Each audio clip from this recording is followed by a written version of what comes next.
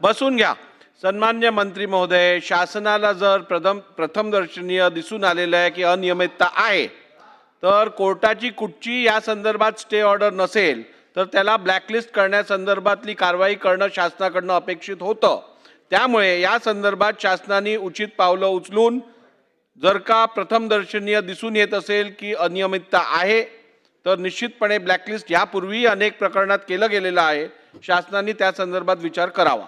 चला आता पुढे जाऊया. अध्यक्ष महोदय, दोघे एजन्सीला ब्लॅकलिस्ट करून टाकू. चला.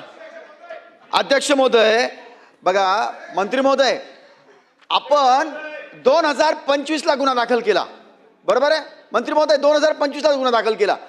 बघा 12व्या महिन्यात. मंत्री महोदय, सन्मान्य अध्यक्ष महोदय, किती मोठी थट्टा आहे आपली. 16 वर्षापूर्वीचा प्रश्न जेव्हा सभागृहात आता विचारला जाणार तेव्हा आपण FIR टाकून हाऊसमध्ये यायचं आणि इतकी मोठी. आजही हे काम तेच कॉन्ट्रॅक्टर करतायत का? जर हे त्यांना दुसऱ्याला दिलं काय काम की तेच करतायत हे कॉन्ट्रॅक्टर? दुसरा महत्त्वाचा विषय आहे, सन्माननीय उच्च न्यायालयाने लाचलुचपत खात्यामध्ये जर ती करायची परवानगी दिली, सांगितलं असेल किंवा तुम्ही सुरू केली असेल, डीम्ड 6 महिन्याच्या आत जर ती चौकशी संपली नाही तर सुप्रीम कोर्टाच्या आदेशाप्रमाणे त्याला ऑटोमॅटिक ती चौकशीचं त्याच्यावर FIR मध्ये रूपांतर होतं आणि त्यांच्यावर आपल्याला ॲक्शन घ्यावी लागते. ती आपण 16 वर्ष 18 वर्ष का नाही घेतली? मंत्री महोदय, तुमचा आदर ठेवून सांगतो, तुम्ही बघा हे सगळं वाचवण्याचाच प्रयत्न झाला ना सगळा. 18 वर्ष झाल्यानंतर आत्ताचं उत्तर कसं हवं होतं? होय, त्यांच्यावर सगळे गुन्हे दाखल करून त्यांच्यावरच्या सगळ्या ब्लॅक लिस्ट वगैरे सर्व करून यांना पुढे काम दिलं जाणार नाही. आणि त्यांनी हे काम किती रुपये, आज 5,39,00,000 रुपयाचं त्यावेळेला होतं, आज त्याची किंमत किती झाली आहे आणि त्यांच्या कॉन्ट्रॅक्टरची नावं तुम्ही डिक्लेअर करा. अध्यक्ष महोदय, 3,64,00,000 आणि 5,39,00,000 या दोन्ही कामांची निविदा होती.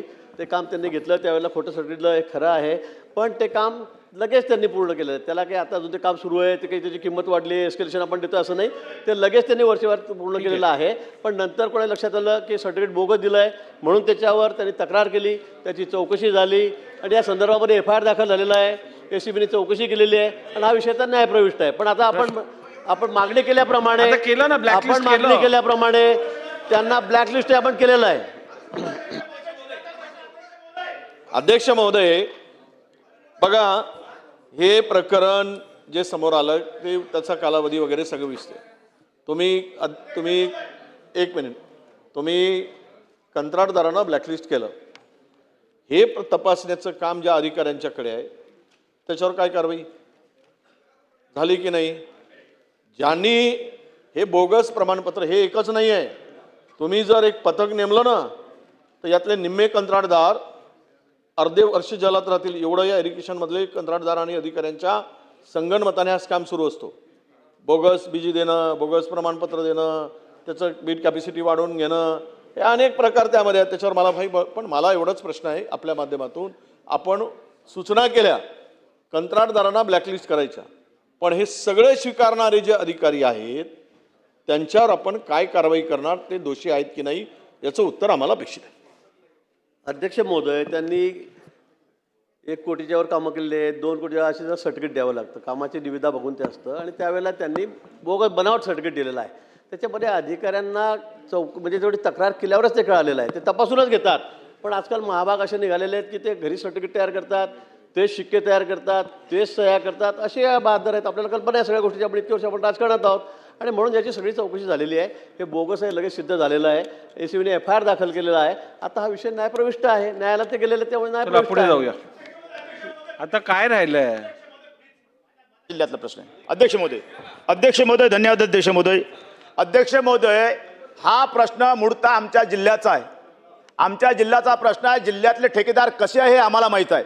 माननीय अध्यक्ष महोदय, सुमित बाजुरे असेल, भोयर असेल किंवा मग तो आपला शिवकुमार असेल, हे तिन्ही, सत्यनारायण असेल, हे तिन्हीच्या तिन्ही ठेकेदार हे 1 नंबरचे बोगस ठेकेदार आहे. 1 नंबरची बोगस एजन्सी आहे. सातत्याने 15 वर्षापासून हे लोक बिलो टाकतात, निकृष्ट दर्जाचं काम करतात. अध्यक्ष महोदय, त्यांच्यावर दोषारोपण झाल्यानंतर सुद्धा जर त्यांना त्या विभागामार्फत जर कामं भेटत असेल तर हा जनतेवर फार मोठा अन्याय आहे. फार मोठा गुन्हा आहे अध्यक्ष महोदय. आपण म्हणता का या ठिकाणी त्यांच्यावर कोर्टात केस चालू आहे, हे चालू आहे, ते चालू आहे, पण अध्यक्ष महोदय दोषारोपण झालं तर तोपर्यंत तर त्यांना ब्लॅकलिस्ट टाका. झालं त्यांनी जाहीर चौकशीचं- करून झालं, ब्लॅकलिस्ट करणार जाहीर करून झालं. अध्यक्ष महोदय, आपण त्यांना ब्लॅकलिस्ट केवळ घोषणा केली तर आपण ब्लॅकलिस्ट करतो. बसा. प्रश्न क्रमांक 5. प्रश्न क्रमांक 27,200. अध्यक्ष महोदय छापल्याप्रमाणे अध्यक्ष महोदय, ये महाविद्यालय और ये कॉलेजेस